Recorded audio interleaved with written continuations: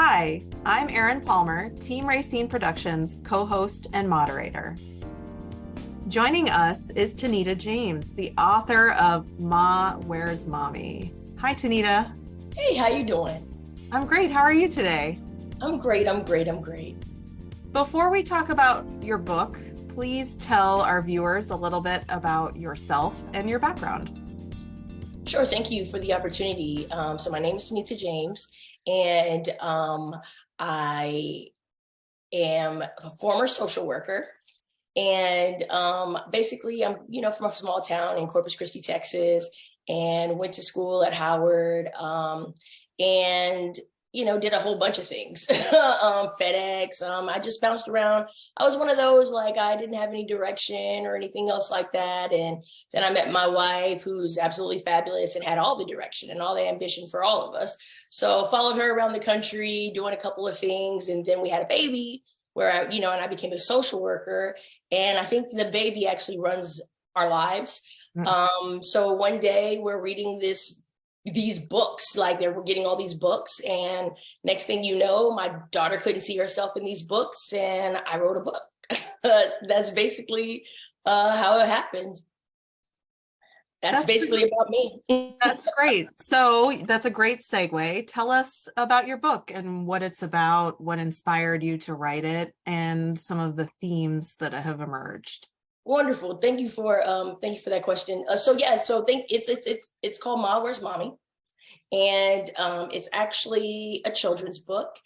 And it's so the problem here is that there's a lot of books out there and there's a lot of things content wise. When I was growing up, I couldn't find a Black doll. And then all of a sudden the market was saturated with Black dolls. And then next thing you know, we couldn't find a Black children's book, and now the market is saturated with Black children's books. Well, where are the persons of color, the diverse families, children's books? I mean, there really isn't any. There's just a handful of them. And it does our children a disservice. And I didn't know how bad of a disservice it did. And so one day I'm reading to my child, and my child is like, I believe I can fly. I believe I can be a doctor. I believe I can do all these things, but where is my family? Where am I in these stories? And it kind of was an aha moment, but at the same time, it kind of hurt me because I'm like, I'm spending all these money on these books and you don't identify with any of them, so basically, I took our lives and I put it in a children's book. And from that point, she's asked me to read it to her every night. Her reading comprehension has gone up, and I've actually seen a lot of children who have been very responsive to the books, and a lot of same-sex couples who've been very responsive to the book because they actually see themselves, their life, their lifestyle in the book. And I think that's what inspired me to do more. I thought that this was going to be a one-off. And then the next thing with the reception that I've been receiving, I wrote another one and I'm getting another one illustrated.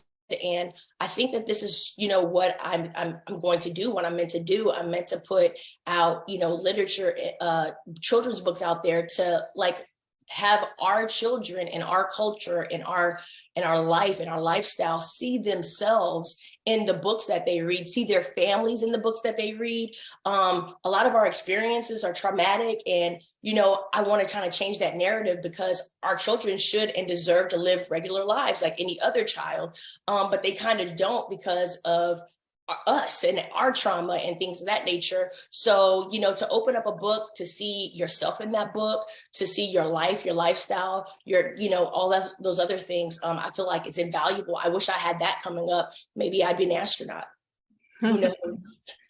Well, it sounds like in writing about your life and your personal experiences that maybe involved some level of vulnerability. What was that like, bringing yourself and your own experiences into the writing process, particularly in writing for children? It was the hardest thing that I've ever had to do. And the crazy thing about it is I thought 3 days of labor, watching my wife go through 3 days of labor would be the hardest thing that I've ever had to do, because I was like, I don't know what's going on. I know what's going on with the baby. Oh my God. It was very, very tough. But putting our story, which is so personal personal, right? Because it's our journey into on the pages, and then watching people read it and look at it and having it resonate with them, I think is very hard for me. I still, when people ask about the book and I have copies of the book and they go, I just want to read it, and they want to sit right there in front of me and read it, I can't do it. I have to walk away. It's a very nerve-wracking, and it's not because I don't believe in what has been done. I believe myself and the illustrator did an amazing job bringing the story to life. The story started off as just like PowerPoint slides and pictures, and we did an amazing job bringing the story to life. But because it is so close, because it is such a personal story and things of that nature, I just never know how it's going to be received. I never know how, the little nuances that, I really particularly spent time in are going to, if people are going to see that. And then I noticed that even without prompting, or when people, if I don't ask, people just say, what inspired them, how they felt powerful and things of that nature. And that is what I want to do. I want to put some power and some spirit and some life into our families, into our children, because we're always under attack, and I want that power back. This is a great segue. Also, tell us a little bit more about the feedback you've gotten, how the book has been received, and how people are responding to it. So when I was first doing it, I had a terrible time. I would reach out, people say, reach out to your network, and I went to Howard. So we have a vast network of people, editors and things of that nature. So I reached out to some people that we know, and unsolicited, they were like, this book is trash, this and that and the third, just completely tearing me. You're never going to make any money. People never make any money. You're always going to be broke. Like, I just got the worst feedback. And then I got it into my head, was like, okay, get outside of your network and just go to a neutral party, and then I paid for a review, and that ripped me to shreds. It was so terrible because it was like my daughter's birthday, and she's got this weird, we live in DC, so the weather changes very quickly. So, she wants to go to the beach September, October, things like weird stuff. And so it was a nice day. We did it. And then I'm reading this review and I was gutted. And it just gutted me. It took my wife and some very, very good friends of mine to shake me out of it and to kind of help me steer the course and things of that nature. And then we completed the book and completed the illustrations, and I had a focus group. And the focus group was mainly, LGBTQ families and things of that nature. And the feedback that I got from them was life-changing. I wasn't in the room. Somebody else moderated it because I cannot be in the room for these things. And the feedback that they gave, and they felt powerful. They felt seen.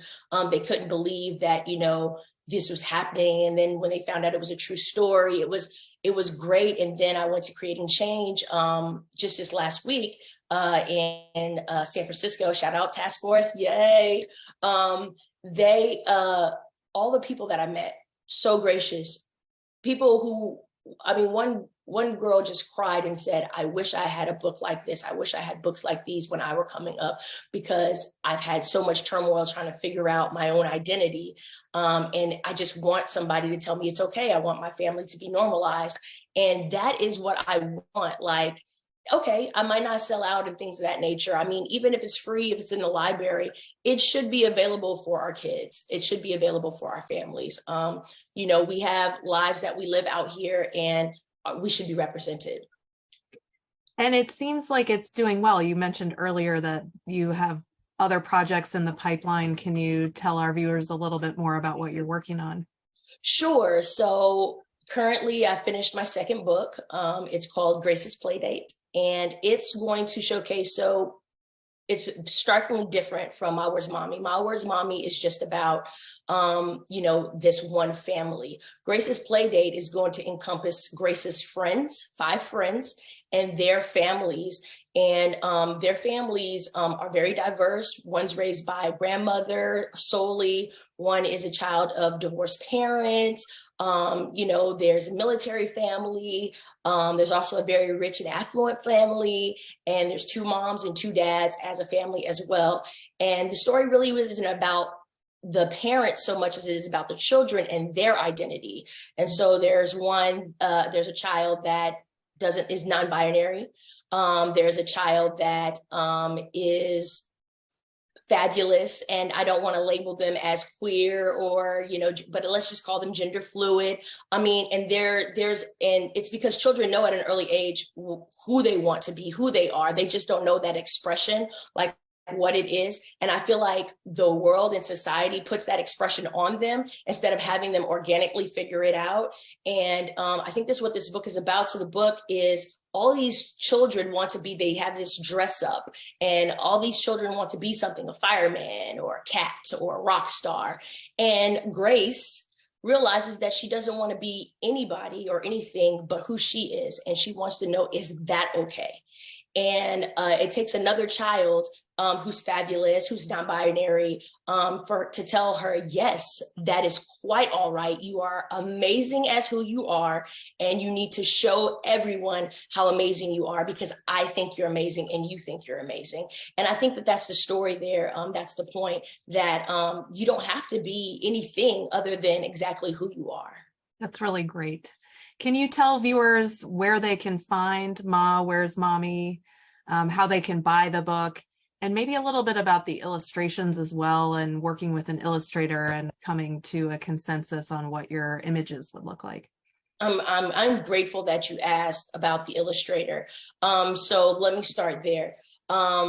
This illustrator that I found, he's in Nigeria, and I found him on Upwork, and I must have interviewed a plethora of illustrators, and his work, it was his cover letter that really got me.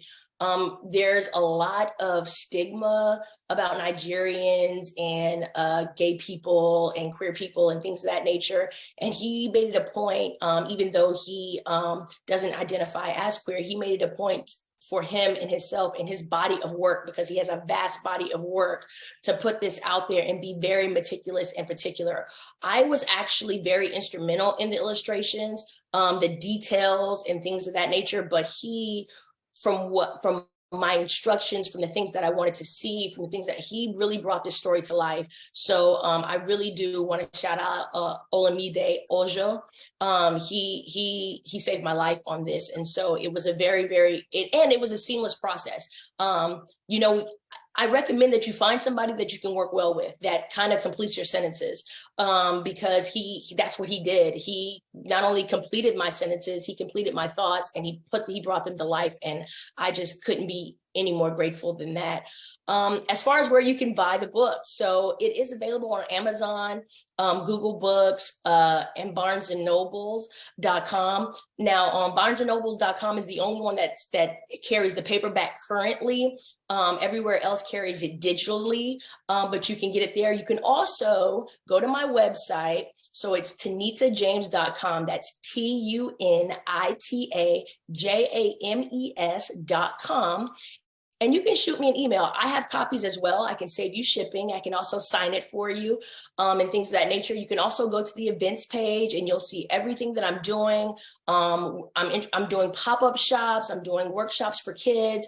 The truth of the matter is that, it's all for the kids, and things of that nature, and the parents as well, to introduce them to a new genre or a new set of books and things of that nature. You can follow me on Twitter and Instagram at Tunita James. That's TunitaJames. Tunita, thank you so much. Viewers, please look in the description below for links, all that great information about how to learn more about Tunita and her work. Thank you so much for joining us, and hope to connect with you again soon. Absolutely. This was a pleasure. Thank you guys so much. It has been a great experience. Thank you. Bye now.